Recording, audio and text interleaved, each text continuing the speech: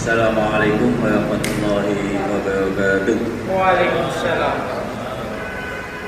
Alhamdulillah alladzi khalaqa lakum ma fil ardi jami'a thumma istawa ila as-sama'i fasawwahunna sab'a samawati wa huwa bikulli shay'in alim.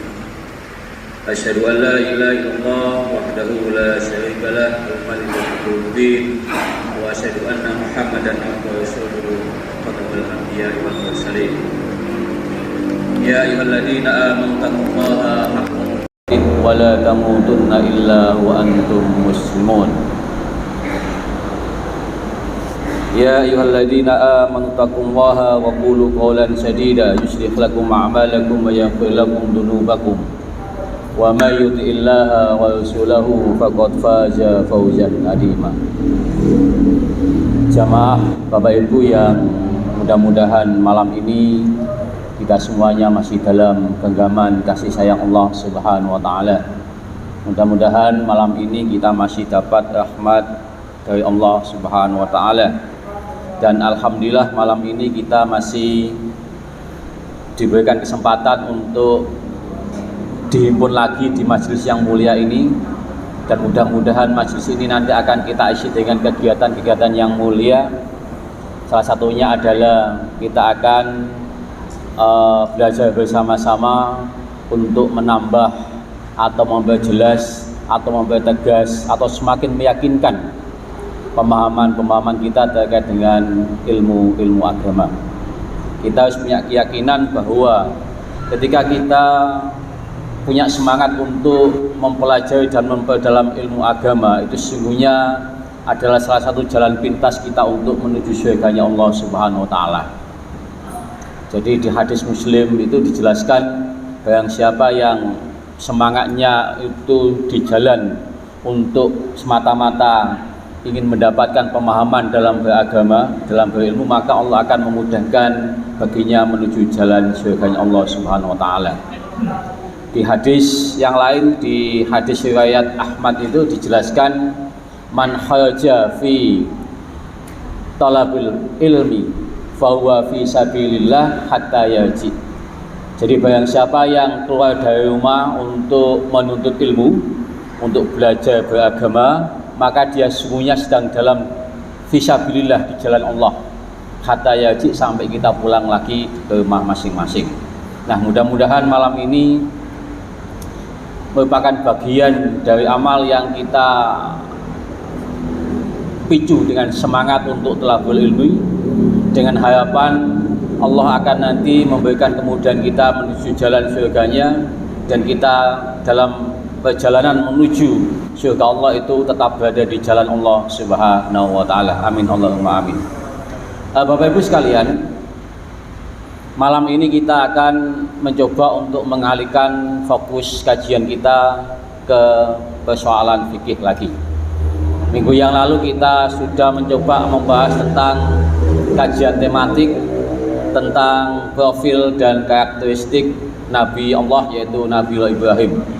Sudah kita turunkan sekian banyak ayat yang ada dalam Al-Quran yang menjelaskan tentang Nabi Ibrahim, kemudian predikatnya, dan kemudian keutamaan-keutamaan yang mesti kita angkat sebagai teladan dalam hidup ini.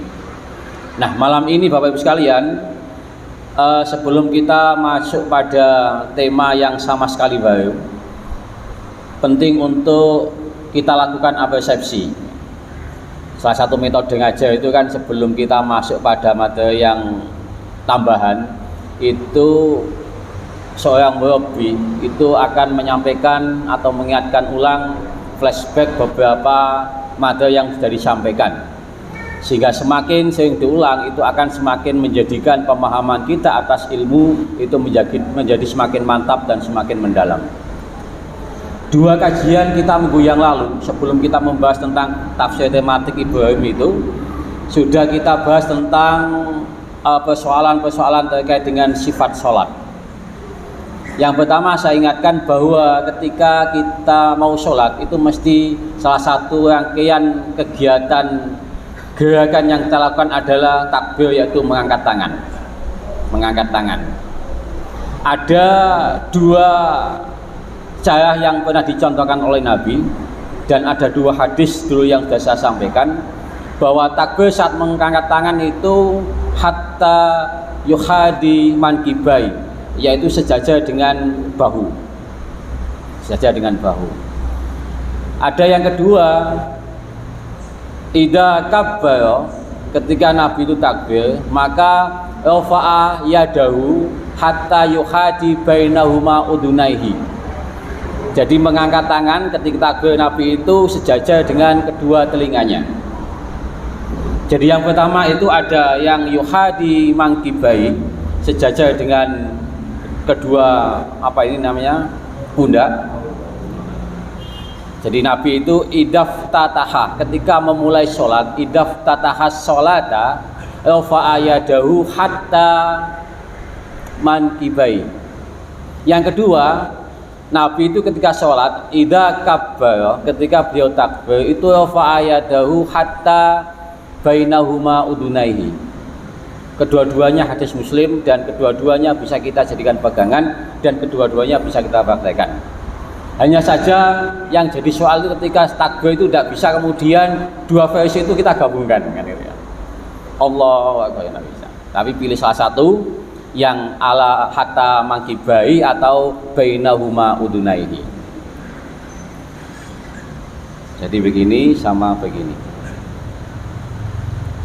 Di luar itu biasanya ada, tapi kita coba fokus pada dua hadis Muslim yang insya Allah sebagian besar kita mencoba dan sudah familiar dengan gerakan itu. Bapak Ibu sekalian, yang kedua, ketika kita habis takbir kan meletakkan tangan sedekap. Dalam sedekap itu juga sudah kita sampaikan beberapa wawasan hadisnya, pijakan kita dalam beragama ketika setelah takbir dalam meletakkan di atas tangan kita itu ada dua macam. Dari sekian banyak hadis itu bisa mengkerucut pada dua macam, dua gerakan. Yang pertama adalah apa yang dinamakan dengan al-wad'u. Jadi tangan itu diletakkan wadoa. Wadoa itu bisa di atas punggung tangan yang kiri, bisa agak di pergelangan, bisa agak dekat dengan siku. Jadi Nabi itu ketika sholat dan kemudian meletakkan tangan takbir itu summa wadoa yadahul yumna ala dhahri kafai yadul yusra wa yasgi wasaidi. Jadi bisa pilihannya al-wadu itu tidak memegang Bapak Ibu ya, hanya meletakkan. Jadi posisi telapak tangan kanan itu diletakkan, posisinya pilihannya ada di tiga tempat.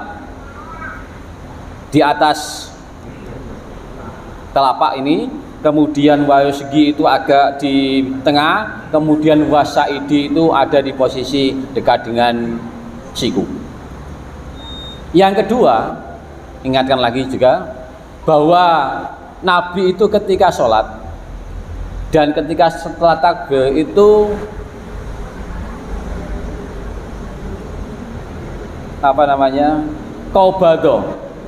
qabado biyaminihi ala simalihi. Kalau qabado itu memegang. Jadi Nabi itu ketika takbir maka summa qabado biyaminihi ala simalihi. Jadi memegang tangan kiri oleh tangan kanannya. Tangan kanannya memegang tangan kirinya.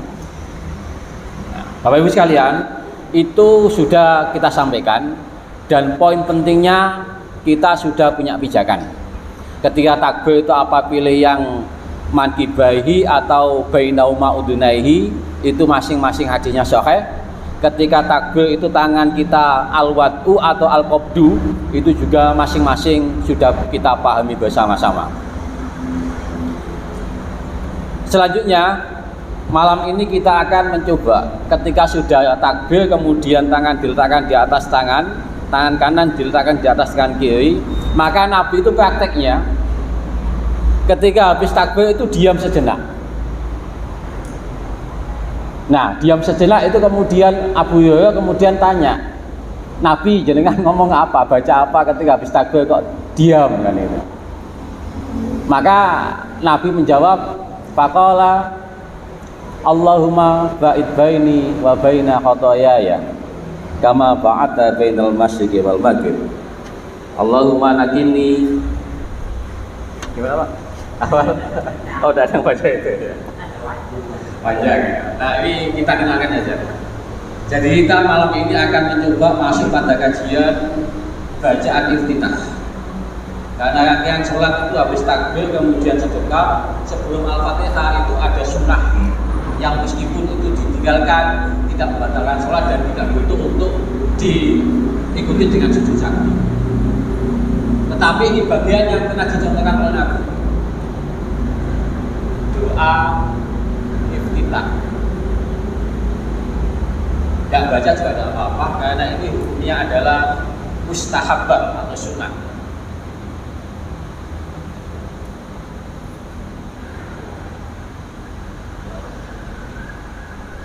Kenapa ini butuh juga dibaca? Karena pernah dipraktikkan Nabi. Nabi itu ketika habis takbir itu diketahui salah satunya hadis yang diriwayatkan oleh Abu Hurairah itu, rawinya Muslim, itu habis takbir kemudian diam sejenak.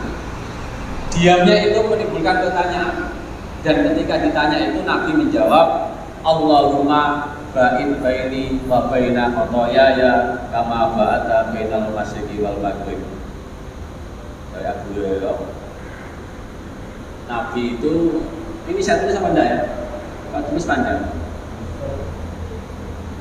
Allahumma ba'id baini wa baina khotoyaya kama ba'adta bainal masyriqi sampai seterusnya ayat.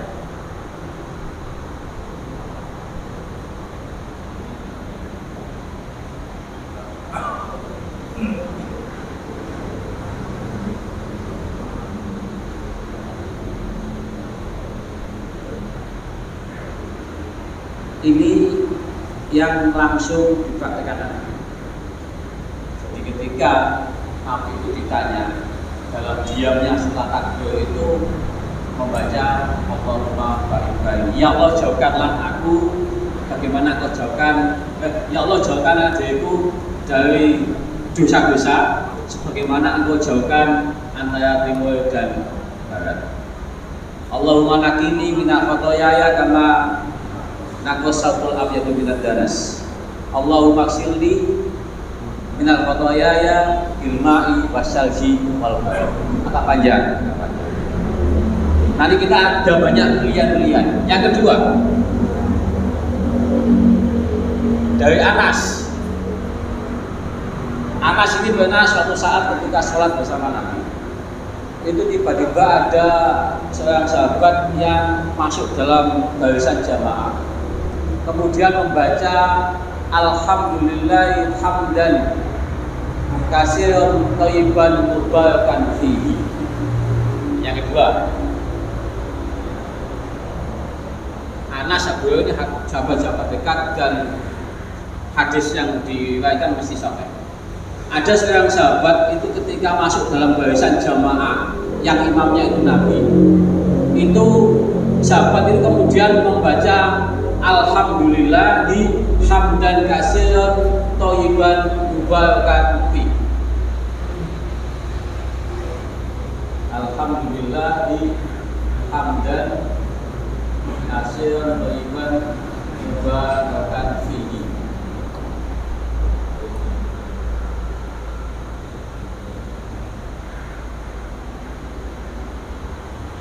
Ketika Nabi selesai sholat, ini saya tegaskan, setelah Nabi selesai sholat, itu kemudian tanya, siapa di antara kalian tadi yang membaca kalimat Alhamdulillah hamdan katsiran thayyiban mubarakan fi, yang artinya segala puji bagi Allah yang banyak yang di dalamnya penuh keberkahan.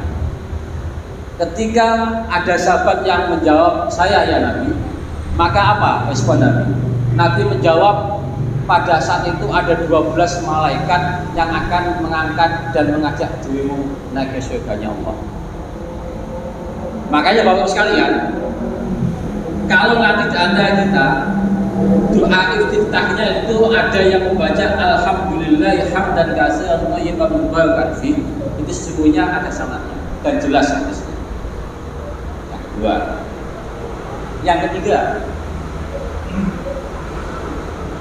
ini dari Ibnu Umar juga sama. Ketika Nabi itu ngimami sholat, kemudian sudah membaca Al-Fatihah, tiba-tiba ada sahabat, ada seorang laki-laki yang masuk ke barisan jamaahnya. Habis takbir, laki-laki itu membaca Allahu Akbar katsiran walhamdulillahi katsiran wa subhanallahi bukratan wa asila. Allahu Akbar katsiran walhamdulillahi Allahu Akbar katsiran walhamdulillahi katsiran wa subhanallahi bukratan wa asila. Katsiran walhamdulillah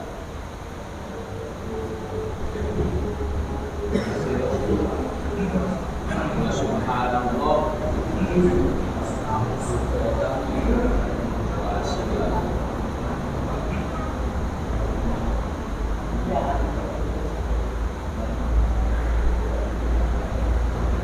sama. Begitu selesai sholat, Nabi itu tanya, siapa tadi yang baca kabeh alhamdulillah sampai berkata pasilah? Maka ada sahabat yang menjawab, saya Nabi, respon Nabi bagus, saya suka dengan bacaan. Maka semenjak itu Ibnu Umar itu ketika membaca doa iftitah itu mesti yang dibaca ini, Allahu Akbar katsiran walhamdulillahi katsiran wa subhanallahi bukratan wa asila. Mesti. Tetapi Bapak Ibu sekalian, kalau jenengan tadi mendengarkan penjelasan hadis di atas, yang langsung dibaca Nabi itu yang 1, 2, 3. Satu ya. Kalau yang 2 ini tadi adalah seorang laki-laki yang ikut dalam barisan Nabi ketika sholat jamaah. Tetapi Nabi tidak menyalahkan, bagus. Bacaan itu tadi akan mendatangkan 12 malaikat dan akan mengajakmu diangkat ke surganya Allah. Bacaan yang ketiga, begitu Nabi mendengarkan dan setelah sholat tanya jawabannya apa? Bagus, saya suka bacaan itu. Jadi maknanya apa? Baik yang Allahumma ba'id baini wa baina khotoyaya kama ba'ata bainal masyriqi wal maghrib, yang langsung diucapkan Nabi ketika beliau diam sesaat dan ditanya oleh Abu Hurairah, itu langsung sabdanya Nabi. Yang kedua, dari Anas ketika melihat ada laki-laki masuk jamaah dalam Nabi, kemudian telah takbir membaca alhamdulillah hamdan katsiran mubarakan katsiran mubarakan fi thayyiban mubarakan fi. Yang ketiga, Ibnu Umar juga begitu, melihat ada seorang laki-laki masuk dalam jamaah Nabi, begitu takbir membaca Allahu Akbar katsiran walhamdulillahi katsiran wa subhanallahi bukratan wa asila.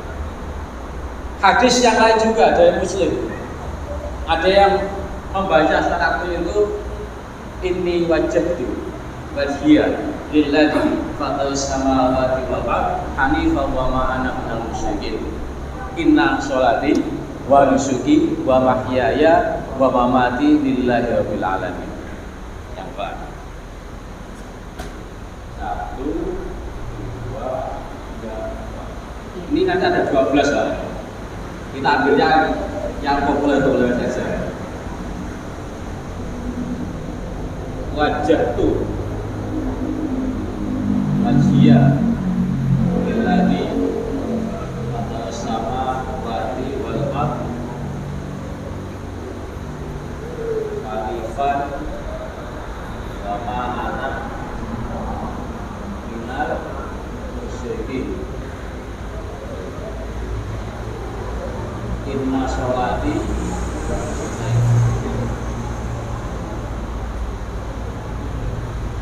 Bapak Ibu sekalian, sampai ke 4 bacaan ini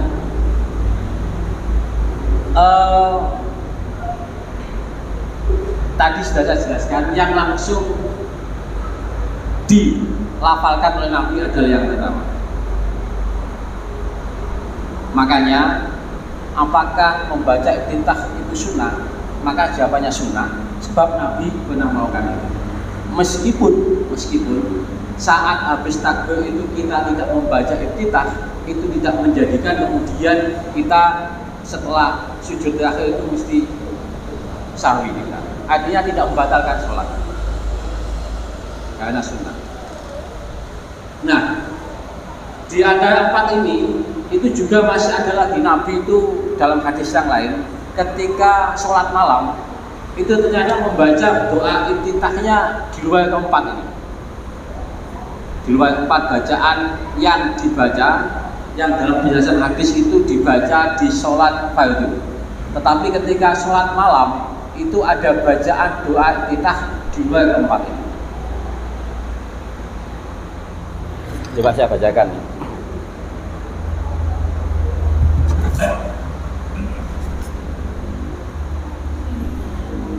Doa yang dibaca selain yang keempat yang kita tulis di depan itu, Nabi ketika sholat malam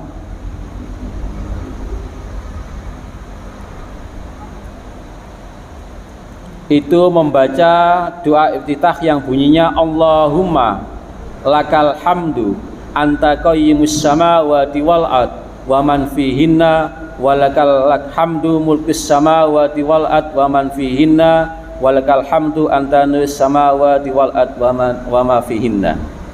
Panjang ya. Kemudian di bacaan ketika sholat malam, iftitah yang dibaca itu sesuai dengan hadis itu Allahumma Rabba Jibril wa Mikail wa Israfil Fatiris samawati wal ard alimul ghaibi was syahadah. Juga ada bacaan doa iftitah itu yang bunyinya Dul malakut wal jabarut wal kibriya wal azamah. Tuhan yang menguasai kerajaan, kekuasaan, wal kibriya, kebesaran, wal azamah, dan keagungan. Jadi maksudnya dan maknanya apa? Doa iftitah itu ternyata banyak sekali. Nah, adab membaca doa iftitah itu salah satunya yang ditekankan dalam penjelasan ulama-ulama di Sifatul Sholatul Nabi itu adalah memilih bacaan yang pendek. Maka ketika kita habis takbir kemudian hanya membaca inna sholati wa nusuki wa mahyaya wa mamati, itu sebenarnya sudah cukup sangat. Kalau kita membaca Allahumma ba'id ini kepanjangan, apalagi yang nggak hafal, artinya masih menghafalkan, nanti makmumnya akan menjadi juga. Apa bacaan Fatihahnya lupa atau bagaimana? Maka yang begitu itu harus dihindari dan lebih baik dipilih ya. Dari sekian banyak itu dipilih dan bisa dikolaborasi. Yang pendek-pendek saja yang dipilih. Makanya biasanya kita itu kenapa habis takbir tidak pakai lama langsung membaca Al-Fatihah, itu bisa jadi yang dipilih adalah hanya inna sholati wa nusuki wa mahyaya wa mamati lillahi rabbil alamin. Atau wajah wajiyah. Ini wajah wajiyah ini kan kalimat yang diucapkan oleh Nabi Ibrahim ketika habis melakukan proses berpikir untuk menemukan Tuhan itu, sampai pada kesimpulan inni wajjahtu wajhiya lilladzi fataras samawati wal arda hanifan wa ma ana minal musyrikin. Dalam wajjahtu Allahu akbar wajjahtu ini sudah ada tauhid. Wajjahtu maknanya juga aku menghadapkan. Kalau ini sesungguhnya aku, sama saja. Tapi kalau merujuk pada kalimatnya yang diucapkan oleh Nabi Ibrahim itu lengkap ini wajjahtu wajhiya lilladzi fataras samawati wa ma ana minal musyrikin.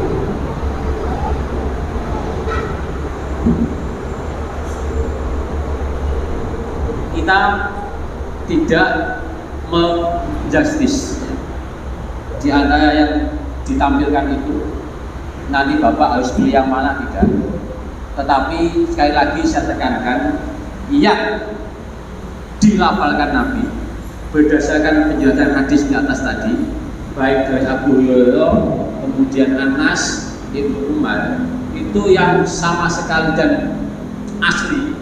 Yang langsung tanya kepada Nabi yang dibaca apa setelah takbir itu adalah Allahumma ba'id baini, Allahumma ba'id baini wa baina khotoyaya kama ba'adta bainal masyriqi wal maghrib. Ya Allah, jauhkanlah aku di antara aku dengan dosa-dosaku, sebagaimana Engkau jauhkan bainal masyriqi wal maghrib, antara timur dan barat. Allahumma naqini minal khotoya, ya Allah, jauhkanlah aku dari dosa-dosa sebagaimana Engkau yunaqas saubul abdi, dan Engkau sucikan kain putih dari noda-noda dosa. Allahumma qsilni minal khotoyaya bil ma'i wasalji wal barad. Ya Allah, sucikanlah atau bersihkanlah, basuhlah dosaku sebagaimana Engkau membasuh dosa itu bisalji dengan salju, wal ma'i dengan air, wal barad dengan embun, dengan embunnya. Monggo Bapak Ibu bisa memilih salah satu, tetapi yang menjadi adab ketika membaca doa iftitah itu adalah pilihlah bacaan yang pendek. Karena menjadi imam, terutama ketika dia akan jadi imam, itu ketika kita melihat jamaah kita itu beragam, maka pendekkanlah bacaan suratannya. Beda ketika Nabi mengimami sekelas kayak Ibnu Abbas, Anas, Ibnu Umar, maka yang dibaca panjang-panjang. Suatu ketika Ibnu Abbas kan jadi imam, karena nonton Nabi membacanya panjang. Tidak tahu ketika di belakangnya itu ada anak kecil nangis atau orang tua yang sudah tidak kuat berdiri lama. Maka ketika Ibnu Abbas habis jadi imam, diprotes sama makmumnya. Kemudian dilaporkan kepada Nabi. Ibnu Abbas menjawab, saya menghormati. Maka apa jawab Nabi? Saya mengimami dengan bacaan yang panjang itu karena saya tahu yang jadi makmumnya adalah kamu, Ibnu Abbas. Tapi kalau yang kamu makmumi itu tidak sekelas kamu, maka bacalah bacaan-bacaan yang pendek saja. Terutama ketika ada anak kecil, ada bapak-bapak yang sepuh, maka pilihlah bacaan-bacaan ayat Al-Quran yang gampang dan yang pendek-pendek saja. Terutama ketika membaca doa iftitah juga begitu. Salah satu adabnya yang dianjurkan adalah pilihlah dari bacaan yang panjang-panjang itu yang pendek saja. Pun toh karena membaca iftitah itu sunnah saja, mustahabah. Tidak menjadikan ketika kita tidak membaca itu kemudian sholat kita batal. Bahkan mazhab Maliki itu membaca doa iftitah itu hukumnya makruh. Tapi tiga mazhab yang lain, Hanafi, Syafi'i, dan Hambali itu sunnah. Maliki itu memakruhkan. Tetapi alasan Maliki ini kemudian tidak dibenarkan sebab Nabi sendiri pernah mempraktekkan membaca doa iftitah yang dibaca yaitu Allahumma ba'id baini wa baina khotoyaya. Yang selanjutnya Bapak Ibu sekalian yang perlu untuk diketahui bahwa saat membaca doa iftitah itu tidak boleh sampai kedengaran yang lain.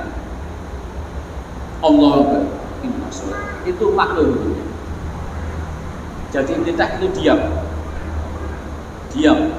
Nah, tapi kenapa contoh dua hadis tadi ini kok langsung kedengaran ya? Ada sahabat yang gabung di jamaah Nabi kemudian membaca alhamdulillah hamdan katsiran Nabi kedengaran. Maka itulah dijelaskan bahwa membaca sesungguhnya doa iftitah itu jangan sampai mengganggu dan berisik sampai menjadi perhatian jamaah yang lain. Nabi mempraktekkan diam, karena diamnya tidak terdengar, akhirnya sampai Abu Hurairah itu tanya, apa yang dengan baca Nabi setelah takbir kok diam sejenak? Sholat kita jadi makmum, apakah ketika makmum baca Al-Fatihah, makmum perlu baca Al-Fatihah? juga sudah kita jelaskan bersama-sama. Jadi pemahaman kita tentang sholat itu pertama sudah kita paham, takbirnya sudah, meletakkan tangan sudah, ibtidah sudah, membaca basmalah pakai keras atau pelan sudah, membaca Al-Fatihah ketika kita jadi makmum itu perlu apa tidak juga sudah. Insya Allah kita memahami itu semuanya sudah ada dalam kerangka ilmu dan hadisnya masing-masing. Mudah-mudahan itu semakin menjadikan kita dalam beribadah itu tidak hanya sebatas ikut-ikutan, tetapi didasari atas ilmu yang sanadnya jelas, hadisnya jelas, dan kemudian menjadikan ibadah kita akan semakin diridhoi oleh Allah Subhanahu wa taala karena sesuai dengan shollu kama ra'aitumuni usolli. Salatlah sebagaimana yang kau lihat ketika aku salat. Nabi salatnya itu ketika baca takbir ini, ketika takbir itu begitu, ketika membaca basmalah itu begitu, sampai nanti kita lihat bacaan rukuknya, baca sujudnya sampai tahiyat sampai salam. Kira-kira itu yang bisa kami sampaikan singkat pada kesempatan malam ini. Mudah-mudahan Allah selalu meridhoi langkah-langkah dan kegiatan kita, dan kita akan selalu diselamatkan dari siksanya dan dimasukkan ke dalam surga. Amin Allahumma amin. Aku qouli hadza. Wassalamualaikum warahmatullahi wabarakatuh.